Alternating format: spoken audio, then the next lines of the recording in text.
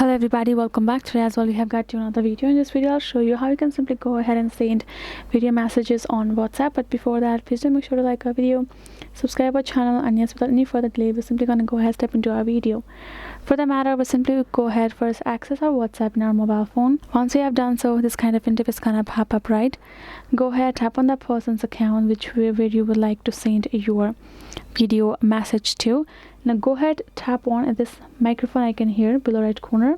Now it will turn to this camera icon, right? You're simply gonna go ahead, press and hold this icon, and this will simply record you a message. Now stop it, and then the particular video message is now sent.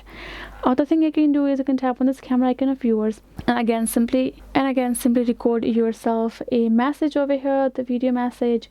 And now you can simply choose to send this, and you can choose make it a one-time video, such a view once. When they view once, it will vanish, or you can simply go ahead turn it off as well, and this will be kept in chat, and tap on send and the message will be sent.